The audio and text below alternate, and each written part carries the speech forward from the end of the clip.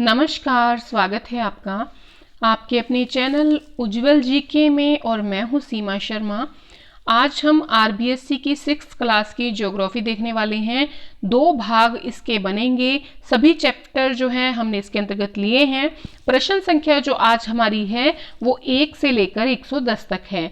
2 भाग जो हैं बनेंगे टोटल 6th क्लास ज्योग्राफी के। देखिए, अगर आप चैनल पर नए हैं तो आपको बता दें कि 6th क्लास की जो हिस्ट्री है वो हम कंप्लीट कर चुके हैं और साथ ही 6th क्लास की जो राजस्थान की जीके है वो भी कंप्लीट कर चुके हैं।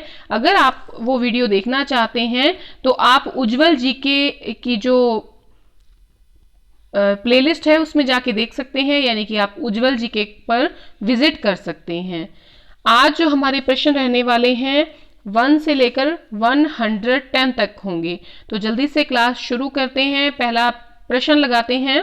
पहला प्रश्न है हमारा, ध्रुव तारे द्वारा दिशा निर्धारित होती है। तो ध्रुव तारे के द्वारा कौन सी दिशा निर्धारित होती है? उत्तर दिशा निर्धारित होती है। ठीक है, चलिए अगला प्रश्न है, प्रकाश वर्ष का उपयोग किया जाता है। देखिए, प्रकाश वर्ष का जो उपयोग किया जाता है वो खगोलीय पिंडों के बीच की दूरी ज्ञात करने के लिए किया जाता है। देखिए, आपके लिए इतनी मेहनत कर रहे हैं तो आपका भी फर्ज बनता है कि वीडियो जो है वो पूरी देखा करें। और इसमें से आप यकीन मानिए सीधे सीधे प्रश्न पूछे जाते हैं आरपीएससी के द्वारा, जो भी 6 से लेकर +2 तक की जो क्लासेस होती हैं, जो बुक्स होती हैं। ठीक है, तो आप लोग प्लीज पूरी वीडियो देखा कीजिए। ठीक है, अगला प्रश्न है, पोल स्टार को हिंदी ग्रंथों के अनुसार क्या कहा जाता है? तो जो पोल स्टार होता है उसे हिंदू ग्रंथों में कहा गया है ध्रुव तारा। ठीक है, क्या कहा जाता है? पोल स्टार को ध्रुव तारा कहा जाता है। हेली क्या है? हेली देखिए क्या है, पुच्छल तारे को हेली कहा जाता है। देखिए, सबसे ज्यादा जो चर्चित तारा रहा है वो हेली रहा है। और ये अंतिम बार कब देखा गया था? 1968 में देखा गया था और ये 76 सालों के बाद दिखता है। और अब कब देखा जाएगा? 2062 में। 2062 में अब देखा जाएगा कौन सा तारा? हेली तारा। और कौन हेली क्या है? पुच्छल तारा है। चलिए अगला प्रश्न देखते हैं, अंतरराष्ट्रीय खगोल संगठन ने प्लूटो को बोने ग्रह का दर्जा कब दिया था? देखिए, पहले 9 ग्रह माने जाते थे और सन 2006 से जो प्लूटो है उसे बोने ग्रह का दर्जा दे दिया गया और उसे अपने जो ग्रह है उनकी श्रेणी से बाहर कर दिया गया है। तारों पर मुख्यतः कौन सी गैस पाई जाती है? तो देखिए, तारों पर मुख्यतः हाइड्रोजन और हीलियम गैस पाई जाती है। देखिए, आपको पता है कि जो सूर्य है वो भी एक तारा है। अगर आपसे पूछ लिया जाए कि सूर्य पर मुख्यतः कौन सी गैस पाई जाती है, तो वो भी उत्तर यही होगा, हाइड्रोजन व हीलियम गैस पाई जाती है। चलिए अगला प्रश्न है, सर्वप्रथम ये किसने बताया था कि सूर्य सौरमंडल के केंद्र में है और सभी ग्रह उसके चारों ओर चक्कर लगाते हैं? सबसे पहले जो कोपरनिकस था इसने बताया था कि जो सूर्य है वो सौरमंडल के केंद्र में है। ठीक है, सूर्य क्या है? सौरमंडल के केंद्र में है और सभी ग्रह क्या करते हैं? उसके चारों ओर चक्कर लगाते हैं। साथ ही जो ग्रहों के जो उपग्रह होते हैं वो भी क्या करते हैं? इसी के चक्कर लगाते हैं। ये कोपरनिकस ने कहा था। भाई कब कहा था? तो 1543 ईस्वी में कहा था। तारे चमकते हैं तो किसके प्रकाश से चमकते हैं? खुद के प्रकाश से तारे चमकते हैं। प्रकाश वर्ष जो होता है वो किसका मापक होता है? पहली बात कि प्रकाश वर्ष का प्रयोग किस लिए किया जाता है? खगोलीय पिंडों के बीच की दूरी ज्ञात करने के लिए। अब दूसरी बात कि प्रकाश वर्ष किसका मापक होता है? तो दूरी का मापक होता है। सूर्य है, सूर्य क्या है? वो भी एक तारा है। पृथ्वी क्या है? पृथ्वी एक ग्रह है। तारों के छोटे समूह को क्या कहा जाता है? सूर्य तारा है, पृथ्वी एक ग्रह है। ठीक है, और प्रकाश वर्ष दूरी का मापक है। तारों के छोटे समूह को क्या कहा जाता है? तो तारों के जो छोटे समूह होते हैं उन्हें नक्षत्र मंडल कहा जाता है। ठीक है, ध्यान से सुनिए, तारों का जो छोटा समूह होता है वो क्या कहलाता है? नक्षत्र मंडल कहलाता है। और अगर हम बात करें नक्षत्र मंडल की तो नक्षत्र मंडल का ही एक भाग होता है आपके तारकीय मंडल। क्या होता है? तारकीय मंडल नक्षत्र मंडल का ही एक भाग होता है, ठीक है। और जो तारकीय मंडल होता है इसका उदाहरण क्या होता है? इसका उदाहरण होता है सौर मंडल। आप इसे ऐसे समझ सकते हैं कि जैसे ये क्या है, ये तारों का एक समूह है जो क्या है, नक्षत्र मंडल है, और इसके बीच में क्या है, इसके बीच में तारकीय मंडल है, और इसके बीच में ये जो जगह है ये क्या है, ये सौर मंडल है, ठीक है। ये क्या है? ये सौर मंडल है। तो आप इस प्रकार से इसे समझ सकते हैं। तो तारों के छोटे समूह को नक्षत्र मंडल कहा जाता है। पृथ्वी किस आकाश गंगा में स्थित है? देखिए जो हमारी जो आकाश गंगाएं हैं बहुत सारी हैं ब्रह्मांड में, और जो हमारी पृथ्वी जो है वो स्थित है मंदाकिनी में, ठीक है। हमारी जो आकाश गंगा है उसका नाम क्या है? मंदाकिनी है, जिसमें हमारी पृथ्वी स्थित है। लाखों आकाश गंगा का जो विशाल समूह होता है वो क्या कहलाता है? वो ब्रह्मांड कहलाता है, ठीक है। लाखों आकाश गंगा का विशाल समूह क्या कहलाता है? ब्रह्मांड कहलाता है। चलिए अगला प्रश्न लेते हैं। बिग बैंग एक सिद्धांत है, ठीक है, समझिए इसे। बिग बैंग क्या है? एक सिद्धांत है जो क्या कहता है? जो ये कहता है कितने वर्ष पूर्व एक वृहद प्रभावशाली विस्फोट हुआ जिसके बाद ब्रह्मांड व खगोलीय पिंडों की उत्पत्ति हुई। तो बिग बैंग सिद्धांत के अनुसार एक बहुत बड़ा जो है प्रभावशाली विस्फोट हुआ था, बहुत लाखों करोड़ों साल पहले, अरबों साल पहले। तो उसके बाद क्या हुआ? ब्रह्मांड और खगोलीय पिंडों की उत्पत्ति हुई। तो कितने वर्ष पूर्व ये जो विस्फोट है हुआ था? ये 13.7 अरब वर्ष पूर्व हुआ था, ठीक है। कब हुआ था? 13.7 अरब वर्ष पूर्व। चलिए अगला प्रश्न लेते हैं। पृथ्वी और सूर्य के मध्य कितनी दूरी है? जो पृथ्वी और सूर्य है इसके मध्य जो दूरी है वो 15 करोड़ किलोमीटर है। 15 करोड़ किलोमीटर है पृथ्वी और सूर्य के मध्य की दूरी। अगर आपसे बिल्कुल सही आपसे पूछा जाए कि अधिकतम दूरी कितनी हो सकती है, तो अधिकतम दूरी इसकी हो सकती है 15.2 करोड़ किलोमीटर, ठीक है। अधिकतम दूरी 15.2 किलोमीटर हो सकती है। न्यूनतम दूरी कितनी हो सकती है? 14.7 किलोमीटर इसकी न्यूनतम दूरी हो सकती है। और लगभग में अगर हम माने तो 15 करोड़ किलोमीटर जो है वो पृथ्वी और सूर्य के मध्य की दूरी है। धूमकेतु होता है, तो देखिए पूंछ वाला तारा होता है धूमकेतु। अगला प्रश्न है, सूर्य के प्रकाश को पृथ्वी तक पहुंचने में लगभग कितना समय लगता है? आपकी किताब में थोड़ा सा गलत दिया है, 8 मिनट 30 सेकंड दिया है, शायद थोड़ी सी गलती हो गई होगी, मिस प्रिंट हो गया होगा। तो 8 मिनट 20 सेकंड है, न कि 30 सेकंड, ठीक है। तो 8 मिनट 20 सेकंड है सूर्य के प्रकाश को पृथ्वी तक पहुंचने में 8 मिनट 20 सेकंड का समय लगता है। चलिए अगला देखते हैं। किस ग्रह को आंतरिक या धरातलीय ग्रह नहीं कहा जाता? तो शनि को आंतरिक या धरातलीय ग्रह नहीं कहा जाता। यही प्रश्न वापस लेते हैं। किस ग्रह को आंतरिक या धरातलीय ग्रह कहा जाता है? तो कहा जाता है बुध को, शुक्र को, पृथ्वी को और मंगल को। इन चारों ग्रहों को क्या कहा जाता है? आंतरिक ग्रह या धरातलीय ग्रह कहा जाता है, ठीक है। देखिए ये जो चारों ग्रह हैं इनका जो घनत्व होता है वो भी बहुत ज्यादा होता है। और अगर इनकी बात करें कि इनका निर्माण किससे होता है, तो इनका निर्माण चट्टानों से होता है, ठीक है। चट्टानों से होता है इनका निर्माण, और घनत्व भी इनका जो बुध है, शुक्र है, पृथ्वी है, मंगल है, इनका निर्माण चट्टानों से होता है, इनका घनत्व भी ज्यादा होता है, और ये आंतरिक या धरातलीय ग्रह कहलाते हैं। अगला प्रश्न है, प्रकाश प्रति सेकंड कितनी दूरी तय करता है? देखिए प्रकाश जो है सूर्य का वो 8 मिनट 20 सेकंड का समय लेता है, ये आपको पता है।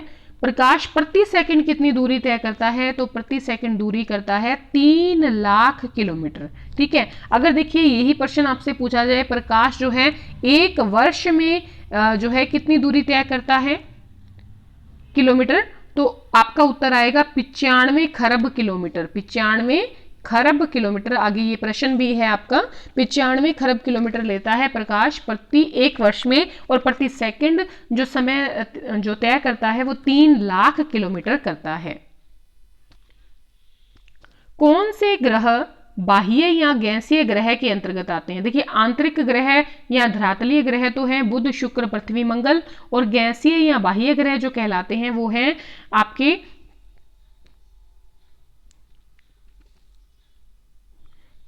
ये कहलाते हैं बृहस्पति, अरुण, वरुण व शनि। ठीक है, देखिए इनको गैसीय ग्रह क्यों कहा जाता है, क्योंकि ये जो ग्रह हैं चारों, ये गैस के बने होते हैं, तरल पदार्थों के बने होते हैं, और इनका घनत्व भी क्या होता है, कम होता है।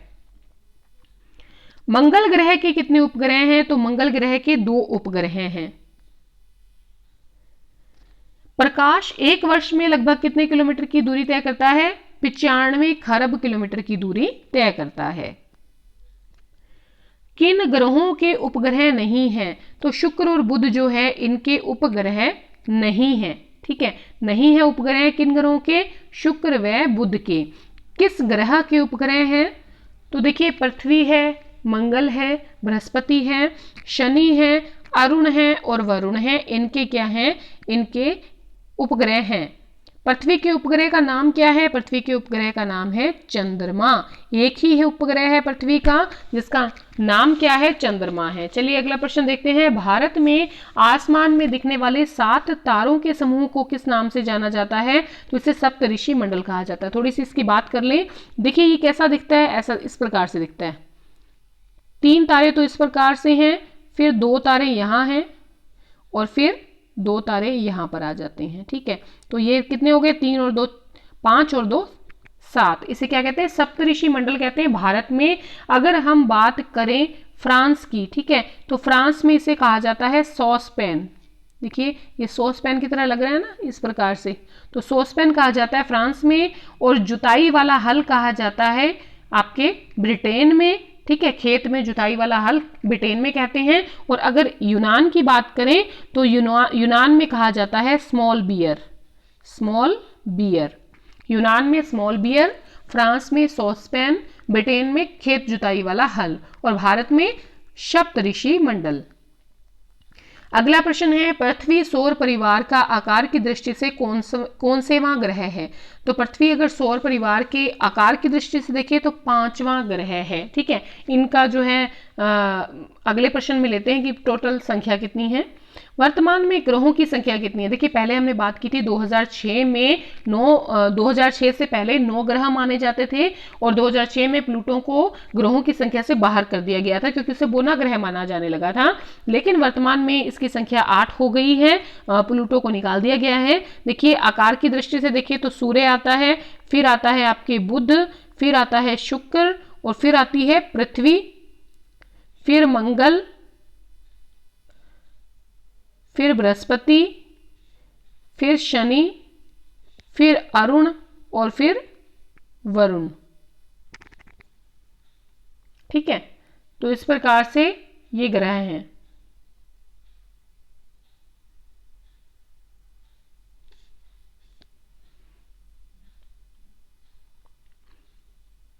चलिए अगला देखते हैं। पृथ्वी के लगभग कितने प्रतिशत भाग पर जल है, 71% भाग जो है पृथ्वी पर उसमें जल है। शनि ग्रह का उपग्रह कौन सा है, टाइटन है। शनि ग्रह का उपग्रह कौन सा है, टाइटन। पृथ्वी का जुड़वा ग्रह कौन सा माना जाता है, शुक्र ग्रह माना जाता है। जुड़वा ग्रह माना जाता है शुक्र ग्रह। सौर मंडल का सबसे बड़ा ग्रह कौन सा है, बृहस्पति है। देखिए उसके बाद सेकंड नंबर पे कौन सा आता है, शनि आता है। 5वें नंबर पे पृथ्वी आता है। ठीक है, वलय धारक ग्रह कौन सा है जिसपे वलय है, तो शनि ग्रह जो है ये वलय धारक है। ठीक है, सबसे चमकीला ग्रह कौन सा है, शुक्र है सबसे चमकीला ग्रह। ठीक है, और शुक्र जो है ये पृथ्वी का जुड़वा ग्रह माना जाता है। अगला है, सूर्य पर सबसे अधिक कौन सी गैस पाई जाती है, हाइड्रोजन और हीलियम। और ये कह लें कि तारों पर कौन सी ग्रह है, तो हाइड्रोजन और हीलियम।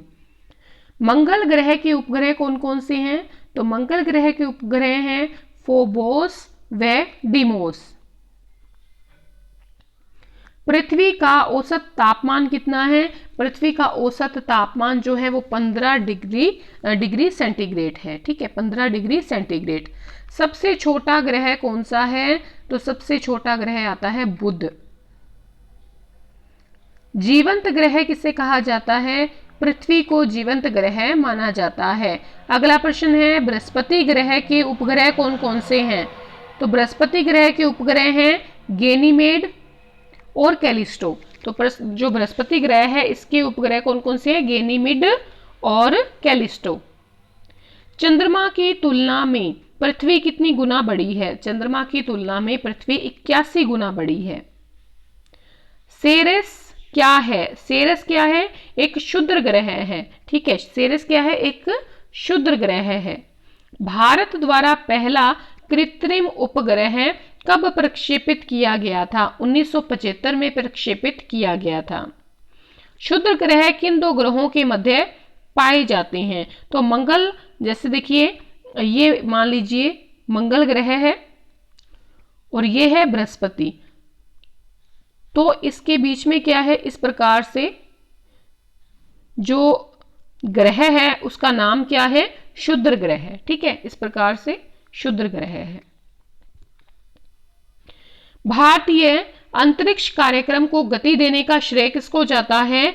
विक्रम साराभाई को जाता है। भारतीय अंतरिक्ष कार्यक्रम को गति देने का श्रेय विक्रम साराभाई को जाता है।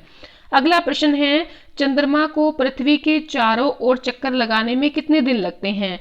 चंद्रमा को पृथ्वी के चारों ओर चक्कर लगाने में 27 दिन लगते हैं। राजस्थान में प्राचीन जंतर मंतर वेधशाला स्थित है, तो यह है आपके जयपुर में। पृथ्वी के गुरुत्वाकर्षण के बाहर निकलने के लिए कितने किलोमीटर प्रति सेकंड की गति की जरूरत पड़ती है? तो देखिए, अगर ये जो है ये पृथ्वी का आपके गुरुत्वाकर्षण क्षेत्र है, इससे बाहर निकलने के लिए कितना टाइम लगता है? 11.2 किलोमीटर प्रति सेकंड की गति जो है इसकी जरूरत पड़ती है। चंद्र ग्रहण का कारण चंद्रमा पर पृथ्वी की छाया पड़ना किसने बताया था? किन्होंने बताया था? तो आर्यभट्ट ने बताया था कि चंद्र ग्रहण का कुछ कारण है वो चंद्रमा पर पृथ्वी की छाया पड़ना है।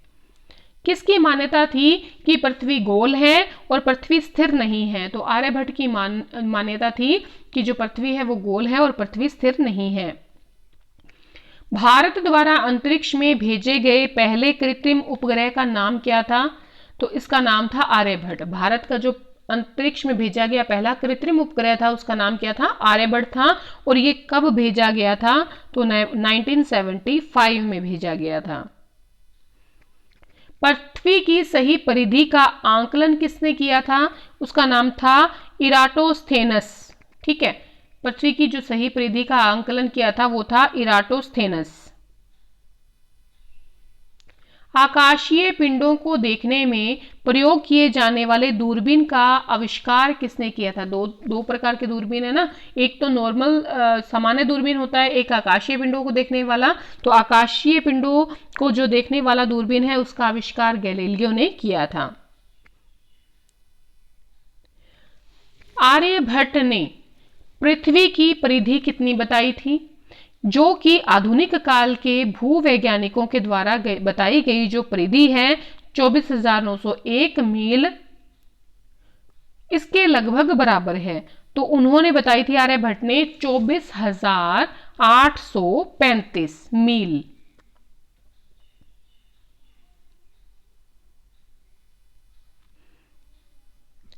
ऐसा किसका मानना था कि पृथ्वी गुरुत्वाकर्षण के कारण सब चीजों को अपनी ओर खींचती है?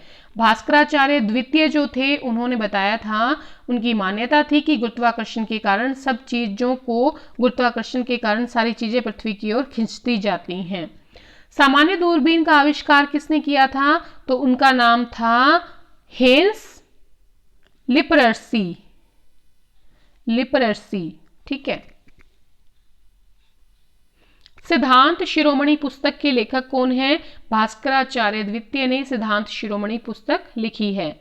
देश की सबसे बड़ी दूरबीन का नाम क्या है? तो सबसे बड़ी दूरबीन जो है इसका नाम है मास्ट, यानी multi application solar telescope. Multi application solar telescope full form है किसकी? मास्ट की। देश की सबसे बड़ी दूरबीन का नाम है। अगला है उदयपुर शहर की कौन सी झील जो है उसके टापू पर मास्ट दूरबीन स्थापित किया गया है? फतेह सागर झील का जो टापू है वहां पर मास्ट दूरबीन को स्थापित किया गया। देश की सबसे बड़ी ये क्या है? दूरबीन है। सवाई जयसिंह ने जयपुर में वेधशाला कब बनवाई थी? 1734 में बनवाई थी। देखिए टोटल जो सवाई जयसिंह ने बनाई थी वो 5 वेधशालाओं का निर्माण किया था। सबसे पहली जो थी वो दिल्ली वाली थी और इसका निर्माण किया था 1724 में दिल्ली में, ये वेधशाला बनाई थी। और ये जो थी जयपुर वाली ये सबसे जो है आपके बड़ी थी, 1734 में बनवाई गई थी। अगला है सम्राट यंत्र, राम यंत्र व जयप्रकाश यंत्र का आविष्कार किसने किया? सवाई जयसिंह, जिन्होंने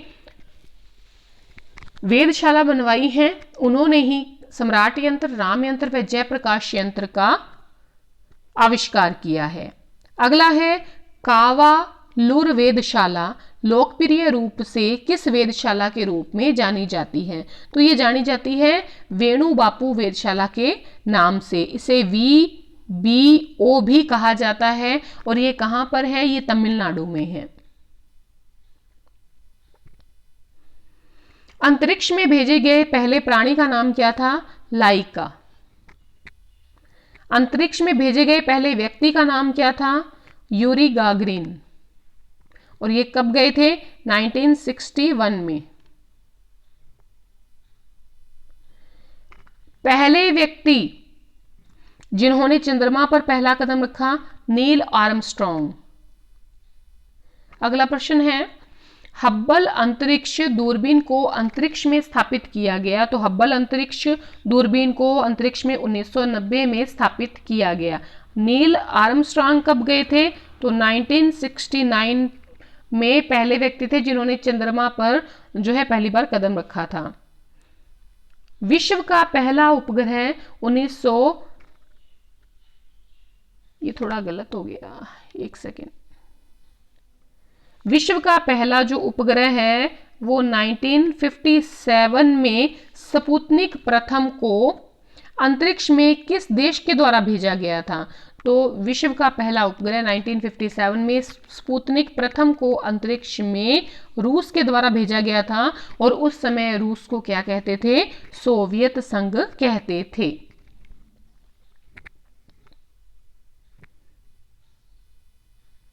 भारत के पहले व्यक्ति जिन्होंने अंतरिक्ष की यात्रा की, तो राकेश शर्मा ने यात्रा की थी, सबसे पहले भारत के ये थे और 1984 में की थी यात्रा। मंगलयान अंतरिक्ष में कब प्रक्षेपित किया गया? तो मंगलयान जो है नवंबर 2013 में प्रक्षेपित किया गया और ये कहां से प्रक्षेपित किया गया था? हरिकोटा सतीश धवन अंतरिक्ष केंद्र, यहां से लॉन्च किया गया था। हरिकोटा सतीश धवन अंतरिक्ष केंद्र से ये लॉन्च किया गया था मंगलयान अंतरिक्ष में नवंबर 2013 को। चलिए अगला प्रश्न देखते हैं। पृथ्वी झुकी हुई है, तो पृथ्वी 23 डिग्री 1/2 डिग्री झुकी हुई है। पृथ्वी अपने अक्ष पर किस दिशा से किस दिशा की ओर जो है घूमती है? तो ये घूमती है पश्चिम से पूर्व की ओर। ठीक है, पश्चिम से पूर्व की ओर घूमती है। सूर्य की सीधी किरणें कर्क रेखा पर कब पड़ती हैं? तो 21 जून को पड़ती हैं। ठीक है, जैसे ये मान लीजिए आपके भूमध्य रेखा हो गई। ठीक है, यहां पर सूरज जो है कब चमकता है? 21 जून को। यहां पर कर्क रेखा हो गई, ये हो गई मकर रेखा। ये क्या है? कर्क रेखा। और कर्क रेखा पर सूर्य की सीधी किरणें कब पड़ती हैं? 21 जून को। सूर्य की सीधी किरणें मकर रेखा पर कब पड़ती हैं? तो 22 दिसंबर को मकर रेखा पर पड़ती हैं सूर्य की सीधी किरणें। सूर्य की सीधी किरणें भूमध्य रेखा या भूमध्य रेखा का ही एक और नाम क्या है? विषुवत रेखा। तो विषुवत रेखा पर कब पड़ती हैं? 23 सितंबर और 23 मार्च को। तो दो जो डेट है 23 मार्च और 23 सितंबर याद रखिएगा। तो इस समय सूर्य की सीधी किरणें जो है भूमध्य रेखा पर पड़ती हैं। भारत का मानक समय कितने डिग्री पूर्वी देशांतर से निर्धारित किया जाता है? तो ये निर्धारित किया जाता है आपके 82 सही 1/2 डिग्री, 82 सही 1/2 डिग्री पूर्वी देशांतर। जैसे अगर मान लीजिए ये आपके नक्शा बना दिया किसका, भारत का, तो लगभग यहाँ से यूं गुजरती है और ये क्या है 82 सही 1/2 जो है डिग्री पूर्वी देशांतर। तो यहाँ से गुजरती है कौन सी, भारत की मानक समय रेखा। पृथ्वी की आकृति है, तो पृथ्वी की आकृति जो है वो कैसी है, भू आब है, यानी ये क्या है, ये ध्रुव जो है यहाँ पर चपटी हुई है और ये जो साइड के आपके भूमध्य रेखा की तरफ से क्या है, दोनों तरफ उभरी हुई है। तो इसे क्या कहते हैं, इसे कहते हैं भू आब। अगला है पृथ्वी का अक्ष अपने परिक्रमण तल से कितने डिग्री का कोण बनाता है। तो देखिए ये बनाता है 66 सही 1/2 डिग्री का कोण बनाता है पृथ्वी का अक्ष अपने परिक्रमण तल से। जब पृथ्वी सूर्य और चंद्रमा, देखिए जब पृथ्वी सूर्य और चंद्रमा के मध्य आ जाती है तो कौन सी स्थिति बनती है। बच्चे अक्सर इस प्रश्न को गलत करते हैं सूर्य ग्रहण और चंद्र ग्रहण में। तो आप याद रखिए, देखिए ये सूर्य है, ठीक है, ये चंद्रमा है और ये आपके है पृथ्वी, क्योंकि पृथ्वी देखिए चंद्रमा से 81 गुना बड़ी है तो यहाँ बड़ी दिखाया है। अब ये देखिए ऐसे इस प्रकार से, जब सूर्य और चंद्रमा, ये क्या है, ये सूर्य है, ये पृथ्वी है और ये क्या है, ये चंद्रमा, तो जब सूर्य और चंद्रमा के मध्य पृथ्वी आ जाती है तो चंद्र ग्रहण की स्थिति बन जाती है। इसको ब्लैक कर दीजिए, तो ये क्या बन गया, चंद्र ग्रहण। तो याद रखिएगा जब अर्थ आपके मून और सन के बीच में हो तो चंद्र ग्रहण की स्थिति बनती है। अगला प्रश्न है विषुवत रेखा से उत्तर तथा दक्षिण की ओर जाने पर अक्षांश रेखाओं की लंबाई में आती है, कमी आती है या बढ़ोतरी होती है। तो देखिए क्या आती है, कमी आती है। ये क्या है आपके विषुवत रेखा, मान लीजिए ये क्या है विषुवत रेखा उत्तर की, ये क्या है उत्तर और ये क्या है दक्षिण, और अक्षांश रेखाएं कौन सी होती है, ये वाली, ठीक है। जब यहां पर जाएंगे तो ये ध्रुवों की तरफ क्या होगा, ध्रुवों की तरफ अक्षांश रेखाओं की लंबाई में क्या होती जाएगी, कमी आती जाएगी। अगर भूमध्य रेखा से पूछ ली जाए कि विषुवत रेखा के पास में अक्षांश रेखाओं की लंबाई कैसी होती है, तो ज्यादा होती है और ध्रुवों के पास कम होती है। सबसे लंबी अक्षांश रेखा कौन सी है, तो आपको पता होना चाहिए सबसे लंबी कौन सी होगी, ये जो विषुवत रेखा वाली होगी, ये क्या होगी, या भूमध्य रेखा जो है ये सबसे लंबी अक्षांशीय रेखाएं हैं। देखिए ये क्या होती है, ये देशांतर रेखाएं होती हैं और ये वाली कौन सी होती हैं, ये अक्षांश रेखाएं होती हैं, ठीक है। दो अक्षांशों के बीच की दूरी कितनी होती है, तो दो अक्षांशों के बीच की दूरी समान होती है, चाहे वो ध्रुवों पर हो, चाहे वो भूमध्य रेखा पर हो, चाहे वो कर्क रेखा पर हो, दो अक्षांशों के बीच की दूरी हमेशा समान रहती है। अगला प्रश्न है जब सूर्य और पृथ्वी के मध्य चंद्रमा आ जाता है तो कौन सी स्थिति बनती है। ये भी प्रश्न लगभग गलत किया जाता है बच्चों के द्वारा। देखिए क्या पूछा है इसने, ये पूछ रहे हैं कि सूर्य, ठीक है, और अर्थ यानी कि सन और अर्थ के बीच में अगर मून आ जाए तो क्या स्थिति बनती है। तो देखिए इसको ब्लैक कर दीजिए आधे को, तो कौन सी स्थिति बनती है, सूर्य ग्रहण की स्थिति बनती है। जब बीच में पृथ्वी आ जाए, सूर्य और चंद्रमा के बीच पृथ्वी आ जाए तब चंद्र ग्रहण होगा। जब सूर्य और पृथ्वी के मध्य ये क्या है, ये सूर्य है, ये अर्थ है और ये मून है, यानी कि ये चंद्रमा है, ये सूर्य है और ये अर्थ है, इसके बीच में मून आ जाए तो क्या होगा, सूर्य ग्रहण की स्थिति बनेगी। ध्रुव पर अक्षांश बिंदु के रूप में रह जाते हैं, उत्तर पहले ही बता दिया। ध्रुव पर अक्षांश कैसे रहते हैं, बिंदु के रूप में। ये देखिए अक्षांश, ये हो गया उत्तरी ध्रुव, ये हो गया दक्षिणी ध्रुव, और यहां पर आते आते अक्षांश जो है वो केवल बिंदु के रूप में रह जाते हैं। ये अक्षांश रेखाएं हैं, बिंदु के रूप में रह जाती हैं ध्रुवों पर। चलिए अगला प्रश्न देखते हैं। विषुवत रेखा से ध्रुव की ओर बढ़ने पर अक्षांश रेखाओं की लंबाई में होती है। तो वही बात, विषुवत रेखा से ध्रुव की ओर बढ़ने पर जो अक्षांश रेखाएं हैं इनमें क्या आती रहती है, कमी आती रहती है, ठीक है। जब क्या होगा, विषुवत रेखा जो है इससे ध्रुव की ओर बढ़ेंगे तो क्या होगा, अक्षांश रेखाओं में धीरे धीरे कमी आएगी, पृथ्वी सूर्य की परिक्रमा कितने समय में करती है? तो 365 दिन 6 घंटे में पृथ्वी सूर्य की परिक्रमा करने में समय लगाती है। अगला प्रश्न है, दो देशांतर रेखाओं के बीच में अधिकतम दूरी विषुवत वृत्त पर होती है, लेकिन जैसे जैसे ध्रुव की ओर जाते हैं तो देशांतर रेखाओं के बीच की दूरी होती जाती है, कम या ज्यादा? तो वही प्रश्न है, अक्षांश रेखाओं की तरह ही ये आपके हो गई पृथ्वी। एक सेकेंड, ठीक है। अब ये कौन सी हो गई? ये आपके हो गई देशांतर रेखाएं, ठीक है। अब ध्रुवों की ओर जाते जाते क्या हो जाती हैं? इनमें कमी आने शुरू हो जाती है, ठीक है। इनके बीच की दूरी जो होती है, इन दोनों के बीच की दूरी जो होती है, इसमें कमी आनी शुरू हो जाती है। एक चीज और याद रखिएगा, जो अक्षांश रेखाएं होती हैं, जो ये वाली रेखाएं होती हैं, ये पूर्ण वृत्त के रूप में होती हैं, और जो आपके देशांतर रेखाएं हैं, ये वाली रेखाएं, ये कैसी होती हैं? ये अर्धवृत्त के रूप में होती हैं। अगला प्रश्न है, 82 सही 1/2 पूर्वी देशांतर रेखा कौन से राज्य से होकर गुजरती है? तो उत्तर प्रदेश, मध्य प्रदेश, आंध्र प्रदेश, छत्तीसगढ़ और उड़ीसा के मध्य से। वही वाली आपको रेखा दिखाई थी, ये जो है मानक समय रेखा, ये कौन से राज्यों से होकर गुजरती है? तो उत्तर प्रदेश, मध्य प्रदेश, आंध्र प्रदेश, छत्तीसगढ़ और उड़ीसा से। पृथ्वी पर एक अधिवर्ष में कितने दिन होते हैं? 366 दिन होते हैं।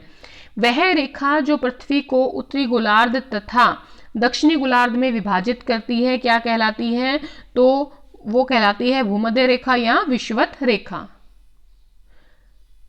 कुल मानक देशांतरों की संख्या कितनी होती है? तो ये जो देशांतर हैं, इनकी संख्या कितनी होती है? 360। चलिए अगला प्रश्न देखते हैं। 180 डिग्री पूर्वी देशांतर रेखा और 180 डिग्री पश्चिमी देशांतर रेखा दोनों हैं एक ही, ठीक है। एक, क्योंकि अभी हमने क्या बात की, 360 होती हैं देशांतर रेखाएं, तो 180 डिग्री पूर्वी देशांतर रेखा और पश्चिमी देशांतर रेखा दोनों क्या होती हैं? एक होती हैं। विषुवत, बसंत विषुव कब होता है? बसंत विषुव जो होता है 21 मार्च को होता है। पृथ्वी को 1 डिग्री घूमने में कितने मिनट का समय लगता है? पृथ्वी को 1 डिग्री घूमने में 4 मिनट का समय लगता है। 0 डिग्री देशांतर रेखा को मानक ग्रीनविच रेखा भी कहा जाता है, जो कि इंग्लैंड के किस शहर से होकर गुजरती है? ग्रीनविच शहर से होकर गुजरती है, इसीलिए इसका नाम क्या रखा गया है? ग्रीनविच रखा गया है, या मानक रेखा रखा गया है। अगला प्रश्न है, पृथ्वी लगभग 24 घंटे में अपना पूरा करती है एक परिभ्रमण। पतझड़ विषुव कब होता है? पतझड़ विषुव होता है 23 सितंबर को, ठीक है। देखिए, बसंत विषुव कब होता है? ये होता है 21 मार्च को। पतझड़ विषुव कब होता है? 23 सितंबर को। पृथ्वी की परिधि, ये थोड़ा सा गलत हो गया, पृथ्वी की ध्रुवीय परिधि कितने किलोमीटर है? तो पृथ्वी की जो ध्रुवीय परिधि है वो 40,008 किलोमीटर है, ठीक है। वास्को डी गामा ने किस देश तक आने के लिए समुद्री मार्ग की खोज की? भारत तक आने के लिए।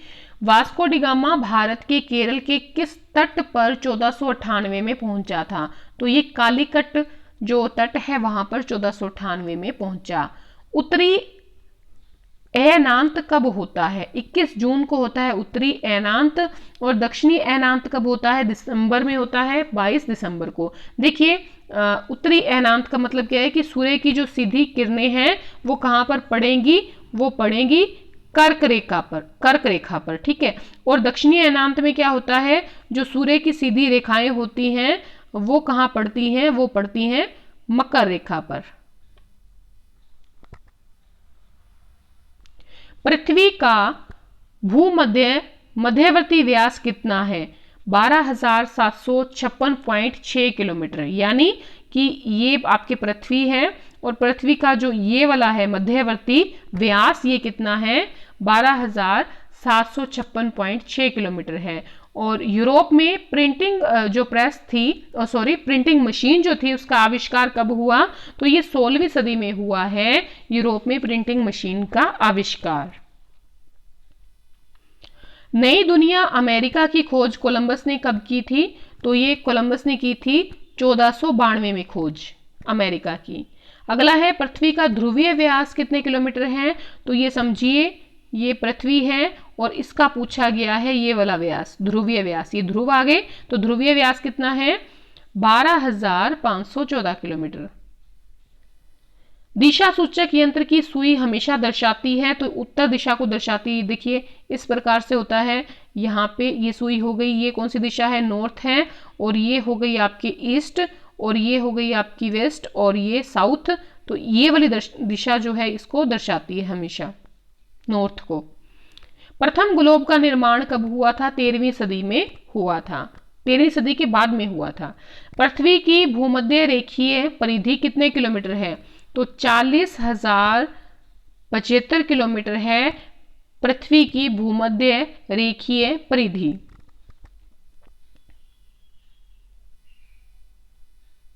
तो आज हमने कितने प्रश्न देख लिए हैं? 110 देख लिए हैं। अगला जो भाग होगा वो अंतिम भाग होगा 6th क्लास की ज्योग्राफी का। आरबीएससी की बुक्स हम कवर कर रहे हैं। अगर आपको वीडियो ज़रा से भी पसंद आई है प्लीज़ अपने मित्रों में जल्दी से शेयर कर दें, लाइक करें, कमेंट करके बताएं वीडियो कैसी लगी। और अगर अभी तक आपने हमारे चैनल को सब्सक्राइब नहीं किया तो प्लीज़ चैनल को सब्सक्राइब कर लें और पास के बेल आइकन को ज़रूर प्रेस करें ताकि नई वीडियो की नोटिफिकेशन आपको समय रहते मिलती रहे। अगली वीडियो तक के लिए धन्यवाद।